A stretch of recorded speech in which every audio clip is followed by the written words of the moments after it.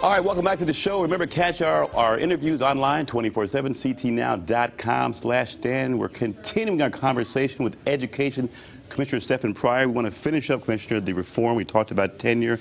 The Commissioners Network now. We have about 4 minutes. I want to go quickly. This is going to be 25 schools on the hot list. These are the worst performing schools. A 3-year plan, $7.5 million over 3 years to fix these schools. That doesn't seem like a whole lot of money. Walk us through that. That's for year one. That's the initial allocation. Oh, okay. And we're going to start small and build to the full complement of 25 schools. These are among the lowest performing schools in the state. They'll be selected from, I mentioned that there's 100 that have been failing for 5 years or more. There's a number of ways that we can categorize schools, but at the end of the day, we know that there are some that are failing and that have been doing so for years, even for generations. We need to get out of the sidelines and get involved in those schools. The state does. And help support localities in turning those schools around. Will that money increase? So you mentioned that. We'll look at the screen real quick. Will the money increase over the 3 years? We will be seeking new allocations that will be greater over those 3 years. So a new battle next year for that money. Okay. Let's move forward to more money for charters now. Charters are getting $1,000 per student more than in past years.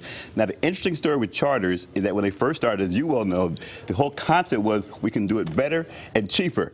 And then as the charters became better, they said, well, we need more money. So there's been an evolution here. Was that by design when this first started? I think there might have been some excessive optimism about the financial picture for charters, but I also think the reality is that there hasn't been full funding equity achieved under the changes made. Charters are currently at $9,400 per pupil. They've been raised to $10,500, and then there are increments up $500 per year more for the next 2 years. But, in jurisdictions, like urban jurisdictions in our state, the cities of our state, you can see $16,000 or more per pupil. We're still not there with charter school funding, so they still will be doing it with the benefit of additional philanthropic dollars and overall probably for less in some cases. Okay, but they're getting more money there. Now, how about the knock on charters, that they don't take their fair share of special ed kids or English as a second language kids, so the success is a bit tainted? I think there's some fairness to that, and the bill actually builds in some accountability around that very point. We're going to require that charter schools make great efforts to ensure that all students can enroll and participate in charter schools. So we're actually requiring in the statute now that charter schools present a plan for recruiting students who are struggling, lower performing students, high poverty students, special education students, English language learners, as a part of their submission, and upon renewal that they demonstrate this to us. Why is it that some schools get a disproportionate of special ed and English language learners? I mean, it's a tougher challenge, and we know that some schools just get a higher proportion, 25, sometimes 30%. So why is that allowed to happen? Shouldn't there be sort of a bright line where you stop at a certain percentage and spread it out a little bit? It's a good point. Some school districts under the conventional Board of Education system actually make decisions on where to allocate their services because they want to ensure that schools specialize and have enhanced services for students. That's really, again, in support of students. Right. So that may be a decision made on a district level. Not every single school serves every student population at the optimal levels. Therefore, it is a challenge to individual schools, including charter schools, to do so. Okay.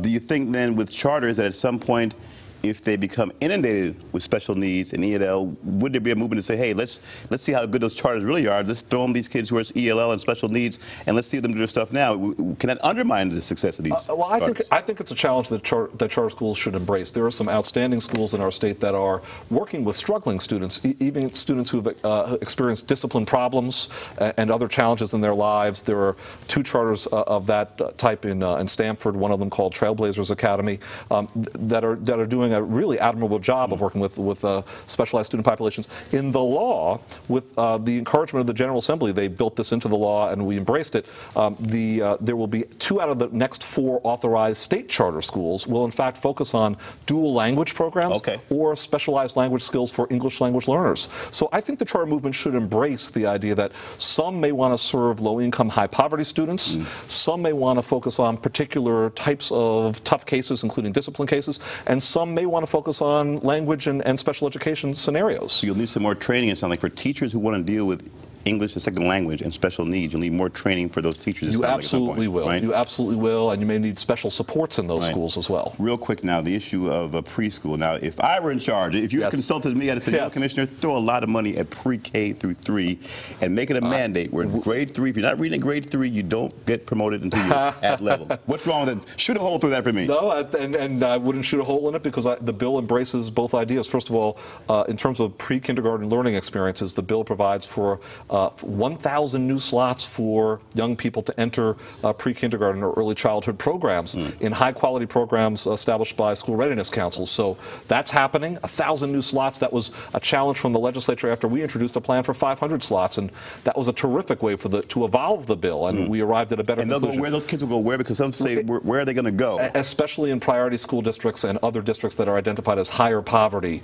the cities and rural jurisdictions. But will they go to good schools in those high poverty areas? Yes, they will, because school readiness councils pre-qualify the centers as high-quality deliverers of services, so that works out very well. And then also, you referenced reading programming.